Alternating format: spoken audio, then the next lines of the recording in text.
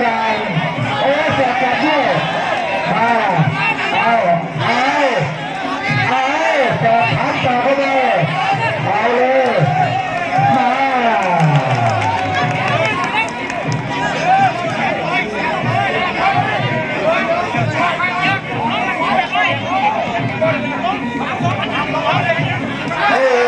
แข้งขวาแข้งซ้าย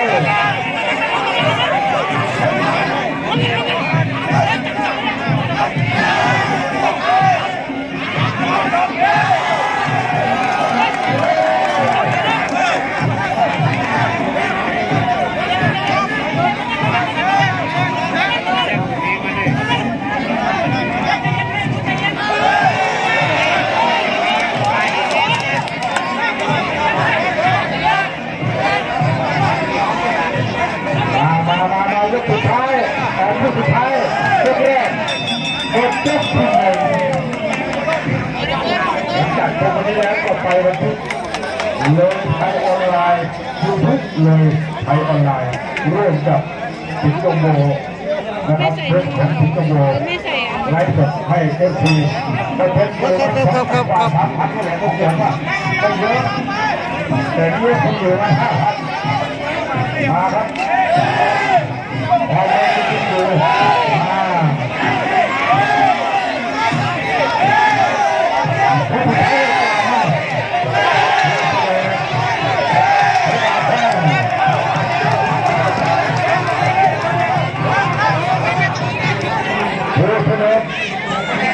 หลังจากค่ายไม่ได้แชมป์แล้วก็มาครับ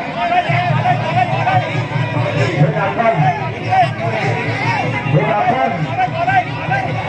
รู้เสด็จตัวช้าตัวท็อปขึ้นมานี่เรียกว่าเป็นมวยยังใหม่อยู่นะครับมาเป็นผู้ถือรายการอาวุธดีทุกคู่มาเลยมาร่างและแทงต่อให้ดีสุดเพื่อเป็นมวยชนะถึงเชื่อทำไม่เว้น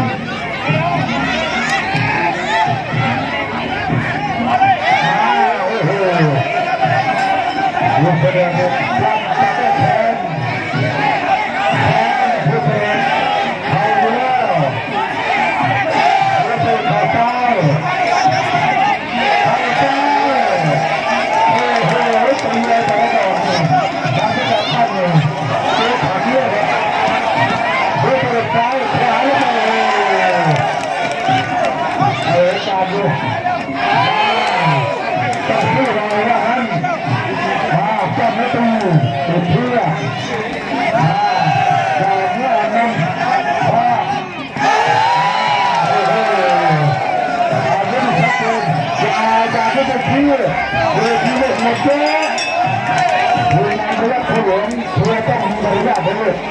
เพื่อต้องมีมารยาทนะครับจะไปชี้ผู้ต่อสู้บนเวทีมันดูไม่สวยนะครับเอาเด็กสาวนะเอาละจัดนัดจัดต้นจังลายกสันยกสามท่านผู้ในการเราเลยครับแต่ผู้นั้นไม่เคยเลยครับแต่ผู้ที่เคยเลยต้องมาทางกลับนะทำตามมือหนึ่งเลยนะคนสั่งไปสั่งมาให้แล้วกลับบ้านตรงนี้นะเอาละจ้ายกสามเป็นท่านเนื้อเอาท่าหรือเปล่าเนี่ยเอาเยอะจ้ะดูจะขอเชื่อว่าเอาเยอะจัดหนักจัดเต็มลุกมาเอาการเลยยังอยู่ที่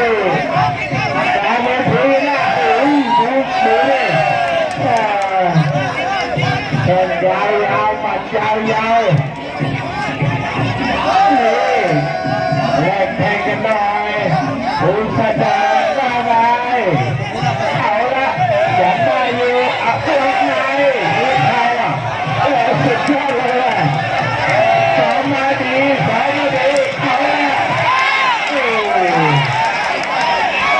ละ